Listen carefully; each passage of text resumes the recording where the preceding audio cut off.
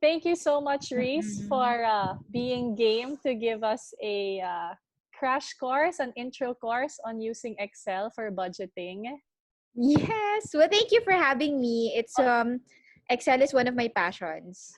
Gusto ko yung Nakakahiya bang passions aminin. Ay, talaga. oo. What you will show us today is a basic thing. So this will apply for budgeting whether you are alone in your house, whether family, or even running a small business, siguro. Pwede. Applicable Oo, lahat like a to. freelancer. Mhm. Yes. So, shall you take us through it?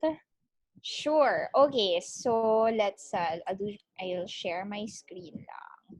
Okay. There are a few tips on creating a budget file. And the first one is determine why you want to make one. Is it just for tracking? Is it to get out of a debt? Is it may pinag-iipunan ka ba? Because that will all factor into how your budget file will look like. Second, make your budget file with the user in mind. So that means it's you. Okay. If it's too complicated, hindi mo siya gagamitin. Correct. Trust me. So if you make it too fancy and then you may forget why you did it in the first place and not use it, and then it defeats the purpose. And three, keep things simple in the beginning and maybe add features in the future when you're medyo sanay na, when you can already record with ease. And four, when in doubt, just record it anyway. Like record. And then later you can reconcile everything. But as long as you record it, it's good. So, because in this case, what you don't know can really hurt you. Like, if you don't know your budget, it will hurt you in the long run. Yes. And So, sorry, when you say yeah, record, that is both money coming in and money going out. money going out. Exactly. So, kahit ano pang record yan, pero sana naman hindi sa pieces of paper that will just get lost in your bag. Then, the fifth one is have an easy daily target. So, for example, your expense target every day could be, like, let's say, your total income less savings target is equal to allocation for expenses divided by 30, let's say 30 days in a month. So, parang isipin mo na yun yung budget mo per day. Okay. Pwedeng ganun. Like, easy target. Balikan ko lang yung when you Go. say determine your purpose. For purposes lang of this video, Reese will teach us the basics, but in essence, those who are working with the money that they have during this quarantine, we hope this helps you put things into perspective. Yes. Okay. And then the second is spreadsheet magic. Magic, yes. So parang what you learn aside from creating a template that works for you is one, simple spreadsheet formula and tips. So like adding numbers, copying formula, super simple. And then the second one is a little bit, well, simple pa rin to, pero a little bit more advanced, which is conditional formatting. So kasi you can use it in so many ways talaga. Correct. And not just in budgeting, but also in to-dos. So madaming pwede siyang gamitin. Okay. Explain ko lang kung ano to. I put a legend. You know how when you're color coding stuff, this is my color coding convention. So kapag yellow siya, na blue yung font, ibig sabihin inputs siya. Ibig sabihin ikaw yung magsusulat. And then kapag black yung font, ibig sabihin it's the result of a formula. Okay. So yeah, you'll learn more about that as we go through this. Okay.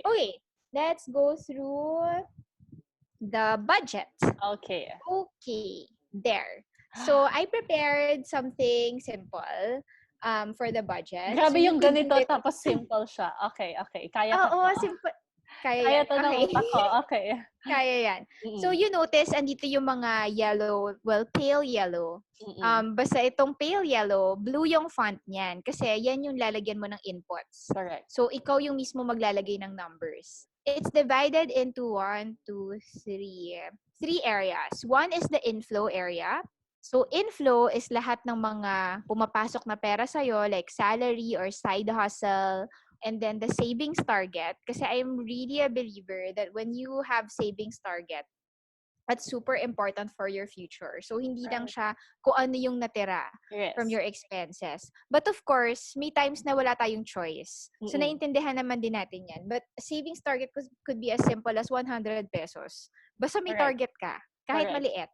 Hindi yung wala. Correct. A target at hindi least naman yung wala. Na mo-motivate ka na talagang, okay, ito hindi ko gagalawin kasi yan ang savings target ko. Yes. Oo. Or 50, kahit ano pa yan, as long as you discipline yourself na ito yung kailangan ko itabi. Yes. And then the third area is outflow. So the outflow, lahat ng mga gastos mo. So Okay. the formula here of the net is income minus savings minus outflow. Okay. So yan yung matitira sa life mo Okay. per month. So you could input this. For example, salary is 10,000, let's say. Tapos your side hustle, you're projecting that you'll get 5,000. So here, it adds up. Ito, I'll show you how I did that. Yeah. So, every time you start a formula, you start with an equal sign. Okay. And then, to add things that are in a row or in a column together, you just do sum. And then, open parenthesis, select the first cell, and then drag down. Tapos, close parenthesis, and then enter. That's it. Okay. And then, to copy this formula across all cells, so let's say wala to. Tanggalin natin sila. You just select it, and then nakita niyo itong maliit na square sa baba. Yeah. You just drag it like this. And it's copied. Tapos automatic na yon. Yes. So you do that for all months. Let's say 10,000. Tapos sabihin mo, February, medyo mababa lang yung side hustle ko, 2,000. So, let's say salary lang yung medyo stable. Oo. Kunyari, 0. Ayan.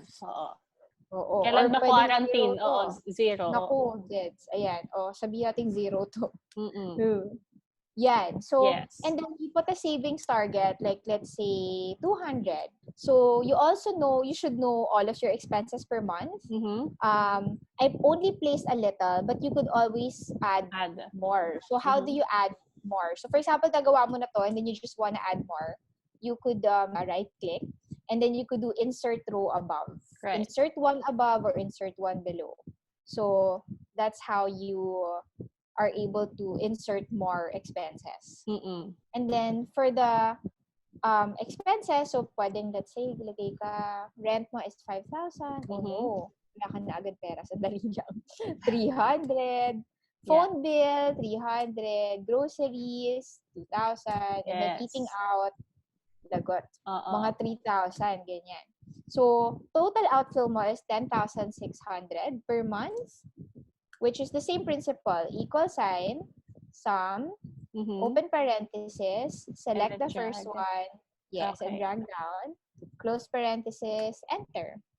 So, yes. Now, this one, the net or income minus savings minus outflow is what will be, as in, anong matitira sa'yo. So, ito, how I got this result, you just equal sign, and then select the inflow, minus, as in literal minus. Equation lang talaga. Okay. Equation lang talaga. Minus total outflow. Enter. Yan. So doon sa net, wala siyang equals tas word. Diretso siya doon sa formula. Yes. Correct. Got it. Okay, medyo simple yan. Medyo kaya ko yun. Yes. Okay, so just repeat for the other rows. Okay. So actually, you can do the same thing for everything else. Like you could do ito plus ito plus ito plus. But mas madali lang kasi ng sum kapag madami sila. Correct. Yes. Okay. Yan. So, notes lang on this. Determine your categories early on sana, pero sana wag sobrang overwhelming. So, instead of, for example, maglalagay ka dito ng going to the movies, parang masyado siyang specific. Gawin mo na lang siyang entertainment para pasok na dyan yung Netflix subscription mo. So, a budget is good, but if you don't know your actual expenses at hindi mo siya kaya ibangga sa budget mo, wala siyang point. Yes. So, that's why we also have actual. So, what I did here is ginawa ko siyang actual per month. So, ang ginawa ko, this tab is actual_January or Jan para maiksi lang. Kasi, mahirap siya kung nasa isang sheet lang lahat. It will be super overwhelming. It depends on how you want to format it. So, yun. Ito, I did this ginawa ko siyang per day. As in, January 1, 2, 3, 4, 5. But you could also do it per week. But I suggest per day. Yes. You suggest per day because? Para makikita Because mo talaga. nakakalimutan mo kasi eh. Okay. Para nakikita mo. And you could do it at the end of the day. So, kailan ka ba sumasweldo? Let's say every 15th and 30th, di ba? So, you could put sa 15, let's say, nakakuha kang 7.5. Tapos sa 30th, nakakuha ka rin ng 31st, 7.5. Ganon. So, manonotice mo na nag-a-add up na siya kasi I already used the formula here as well. And then the column B, so these are the columns, yung mga A, B, C, D. The rows would be the numbers, the 1, 2, 3, 4, 5, ganyan. Yes. So the column B, I place the totals here rather than at the very end. Kasi mahihirapan ka pang mag-scroll ng ganun bago mo makita yung total. It's better if you see the totals right away when you open the sheet pa lang. Right. So like ganito, okay, you know na your salary is tama, 15. Tapos sabihin natin yung side hustle mo, nakakuha ka ng 2,000. And that's it. Which is lower than your projection for January. So let's say nakapag savings target ka ng 500, and then rent, sabihin natin nagbabayad ka ng renta every end of the month. For simplicity, copyhin na lang natin to. Yes. Okay. So how you copy naman is you just select the whole thing and then Control-C or right-click and then copy. Tapos you can paste it, like let's say at the end. So Control-V ang paste. Yes, Control-V ang paste. So balik tayo. Yes, so you see it all here. And then you could do the formula again, which is inflow minus savings minus total outflow is 5,900. So 5,900 yung natira sa'yo for the month. So how do you know if you're within budget or outside of your budget na? So I also made a sheet called budget versus actual. Sorry, let me go back before you move to the budget versus actual. Itong actual dyan, ang ideal dyan is every end of the day talaga if you fill in mo. Yes. Para babanggain mo dun sa unang sheet mo na ideal budget. Yes. Okay. So, magsasum siya. So, itong totals na to, itong column B, ito yung binabantayan mo na dapat pareho siya dito sa budget mo, which is in the budget tab na column C. Got it. So, dito sa third tab mo is budget versus actual. Versus actuals. Okay. Pero before I move on. Go. I'll teach you muna how to view this in the most optimal way. Kasi if you look at this, let's say nagfi-fill up ka ng January 2030, hindi mo na nakikita kung ano yung fina-fill up mo. So, how you do that, how you're able to view it properly is ganito. So, put your cursor here. So, pwede rin select B na lang. Tapos, view, freeze. So, you could do up to current row. So, now, pag scroll down mo, nag-freeze na yung first row. Para kahit gaano kahaba ka pa rin. Yes. And then, you could also do that for the columns. Freeze up to current column B. So, now, even if you scroll up to the very end, ayun. So, masaya siya. Yan naman sa excitement, saya ng lahat. Pero masaya nga siya. Then, the last one is budget versus actual. So, again, wala siyang point kung hindi mo alam yung budget mo versus actuals. Yes. So, here, what I did is I copied the exact same titles, which is important na lahat ng title mo consistent. Sa budget mo, sa actual mo, dapat inflow, salary, side hustle. As in, yung pagkasunod-sunod niya pareho. Mahalaga yun. Para mas madali for you gumawa ng analysis. Okay, so for inflow and savings, yung formula is actual less budget. Sorry. What does actual less budget mean? Ang favorable kasi for you is yung actual nakita mo mas mataas kaysa dun sa expected nakita mo, di ba? Okay. So, dahil dun, you're in favor of the actual being higher. Yes. So, when you do this formula, and again, I'll input the formula here para pwede nyo na lang kopyahin pag na-share sa inyo yung link for this.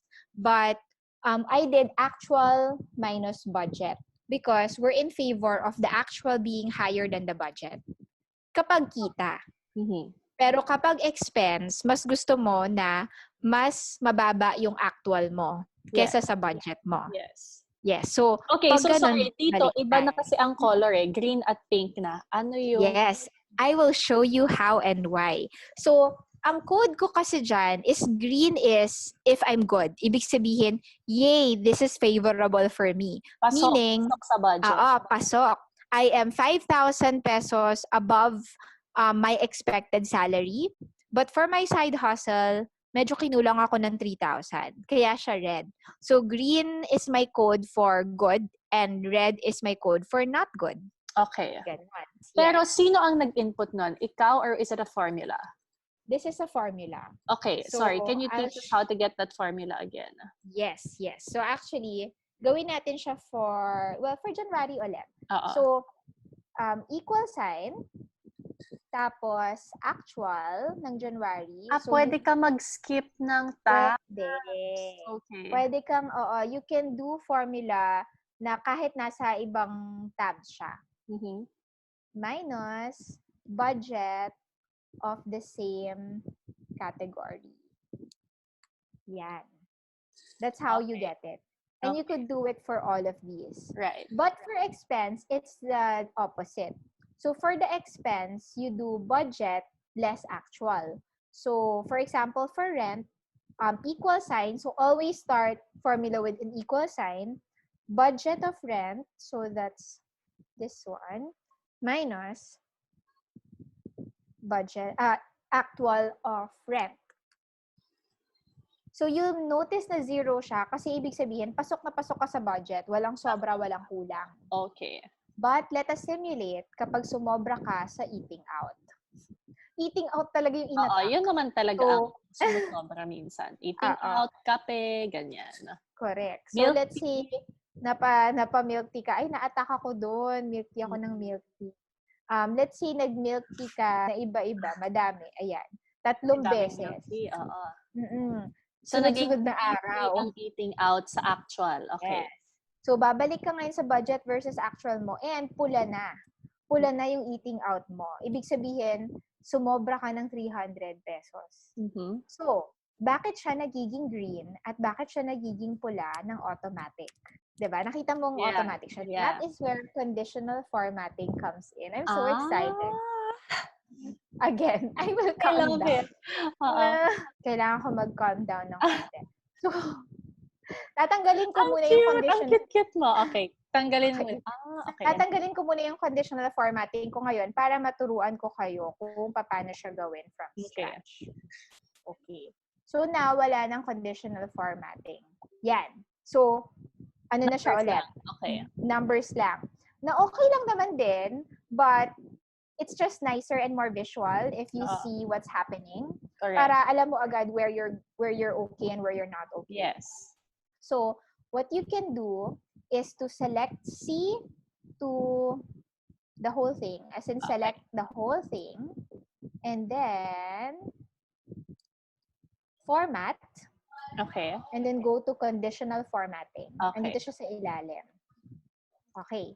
So, in conditional formatting, it's like you're commanding the Excel sheet or the Google Sheets to do something or to condition something according to your criteria. So, meron kang rules. So, in this case, kapag positive yung number, ibig sabihin, well, hindi siya negative. Gusto natin green siya. Kapag negative yung number, gusto natin red siya. Right. Okay. So, ang ngayon, nakasulat dito, format rules. Format cells if it is not empty. But that's not what we want. Yes. What we want is for above 0 to be green and for below 0 to be red. Correct. Okay. So you just select this and it will give you different rules. Right. So napaka-simple. You're just going to put greater than or equal to 0 or less than or equal to. So you could do greater than and then your value is 0. Right. And then that is where, and then you press done.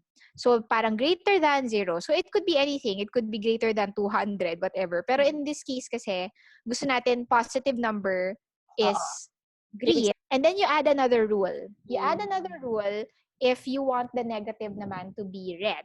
Right. So again, you do the same thing Yes. and you Is put less than. less than Yes. 0. 0. And then you select a color. Okay.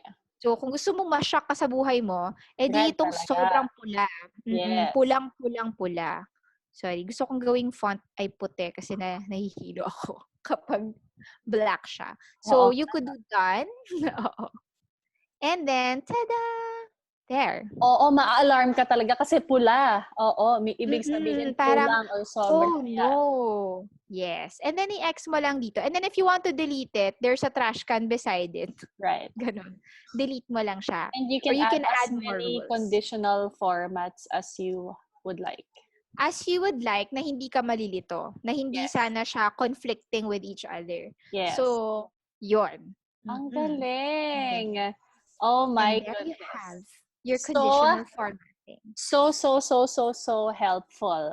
I am inspired to like organize my life. Thank you. So yeah, like Reese said, she'll make the Google Sheet available. We'll put the link in the description box so whoever wants to fill in their own details, you may use so. You're so generous, Reese. Thank you. Of course, thank you so much for having me and giving me the opportunity to share. Kasi these are really difficult times for a lot of people. So we understand that. But it's also the time to be transparent with yourself and to reflect on what you have and what you could share and parang what you could survive on. So the more you know, the better for everyone, the better for you. Yes. So yun, I hope it helps. Yes, super! Ako tonight, pagtulog ng kids, feeling ko mag-input ako dyan ng mga gastos. Oo. B, Yes, go. ano pala, I have to share lang how to download this. Oh, yeah. Kasi kapag, if I make this public, ideally, they download it for themselves or they make a copy. I'll screen share it again. Okay, so to download it, you could go to File, and then you can download it as Excel. Okay. So, yun lang. Wag as PDF kasi hindi nyo ma-edit. Hindi mo siya ma-edit. Super, thank you, Reese. Learned so much with that crash course. Very clear, very understandable. Teacher ka talaga, Reese. Nako, favorite ko lang talaga yung spreadsheets, which is like 15 times ko nata sinabi. But thank you for sharing your special skill with us. Salamat, Reese. You're welcome. Thank you. Till next time. See you.